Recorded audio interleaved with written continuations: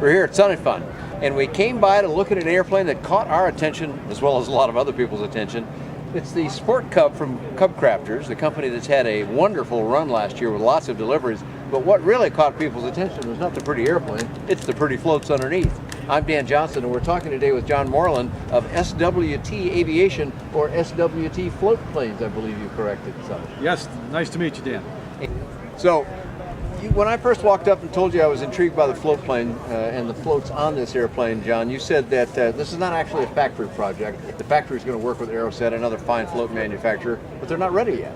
And you needed something to satisfy a customer now, and you also had another mission. Tell me what that was. That's absolutely right, Dan. And the mission was that we are of the belief that float plane flying should be more affordable than it is. They can run some pretty good money to get into especially an amphib float plane. Absolutely, and when we discovered the Mead float manufacturer, we realized the quality of float he was building and the value it represented for the price he was asking for the floats. And as light as they are, being LSA floats, now they start to fit on other airplanes. Carbon Cub is a natural candidate, but we also believe that the Sport Cub would be a good candidate as well. That's how we got into this project, is put this set of Mead floats on a Sport Cub and see how well it would work. And what we have found is it's a very viable combination of airplane and float. So let's divide this up a little bit.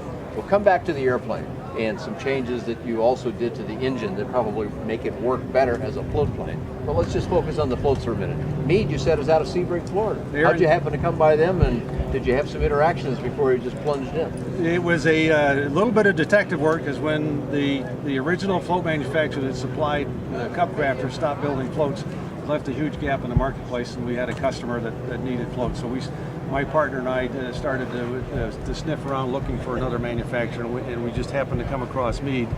And because he's in Florida and not too far from where I live, we made the trip down there to see him, got to know him, got thoroughly educated on the way he puts together his floats. I was more of an aluminum float guy years ago, but yeah, we're talking composite here. We're a composite, carbon fiber, Kevlar weaves and impregnation and closed cell foam and that sort of thing. So I had to be educated on what we were looking at, and once I got through with what he had to explain and taking a look at the way he put the floats together and the strength of the floats, and then basically he won me over. So when we put... Now, he was already doing floats. You didn't commission these. No, he was already at a design. This float was designed and was already, prototype was flown on a Jabiru, and Mead's background is back in the marine. Marine racing boats. So he knows a thing or boats. two about floating on water. And he's been messing with composites for a long time. And you discovered this, got him on. What sets these floats apart from an aluminum float? The first basic structure with this float, when it is all put together, you look, there's no rivets, no seams. All right, it's smooth as silk. Smooth as anything, and so that's number one. You're not going to have rivets that are working loose, or you're not going to have seams. Yeah, they do get quite a bit of torquing on the water and stuff. And with the other thing, with the material that he puts in the bottom of the float, the closed cell PVC core, that gives you about that much material in the bottom of the float, so that if you do get punctured, the closed cell keeps the water from migrating in. So you got some damage you'll have to fix, but you're not going to be sinking. It's going to still maintain the watertight integrity. If you get something that goes all the way through, well, there are 7 different compartments here on the float. 7 in the whole float? Okay. Yep, and so then if you got some speed tape with you tape it up, pump it out, and you fly home. And then do some repair work. The floats themselves, the composite design is stiffer, stronger. It'll maintain its shape better, which is good for water characteristics, because you have a bottom that won't flex and move, so that means it's going to ride on the water very well. And in the end, this whole installation behind us with struts and rigging and complete installation, including the hydraulic pump and the wheels, is 235 pounds. At 235 pounds, it'll go on a number of airplanes. Now, your original mission, you wanted to make it affordable. The airplane that we're looking at here, this is a Sport Cub, so this has the 100 horsepower Continental on it, not the 180 horsepower motor that CubCrafters developed for the Carbon Cub.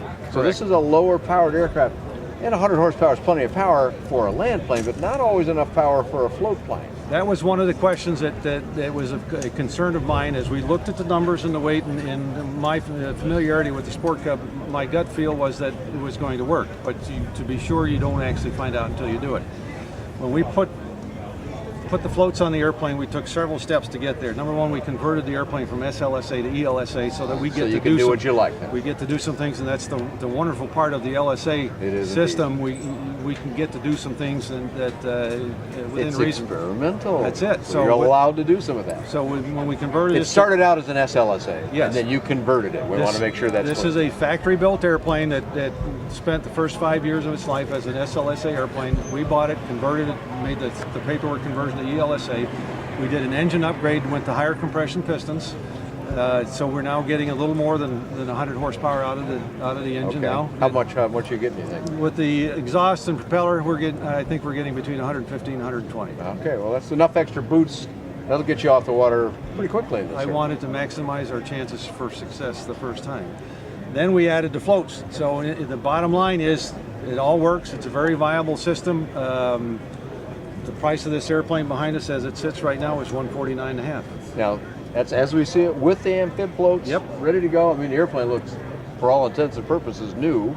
You said it's got what, 400 and some hours? It's a little over 500 hours airframe and engine on it right now, and you got a lot of life left on that in many ways. It's a late 2001, I'm sorry, late 2007 Sport Cub. As you can see, the CubCrafters builds a great airplane. They're holding up very well. This has not been prepped for the show in any way, so. And I'm very, very pleased with the performance of this airplane on the floats. It's about 11 seconds to get this airplane off the water at 1,430 pounds. So let's just suppose I'm one of the many people who have bought, let's say, a Sport Cub, and I want to do these things myself. Will you sell me the floats? Absolutely. The floats are available for $27,500. That's the amphib float? That's the amphib floats. That includes the struts and the rigging, and for a Cub type installation, Sport Cub, Carbon Cub type installation, or a similar airplane, it'll probably be about $4,000 for the initial installation. The Carbon Cub and the Sport Cub come with float fittings already built in, so that nothing additional has to be done. You do have to buy an exterior clamp for the rear float fitting, and also a ventral fin is available from CubCrafters if you decide you need that. Okay. How long would it take the average person then to do a conversion like this?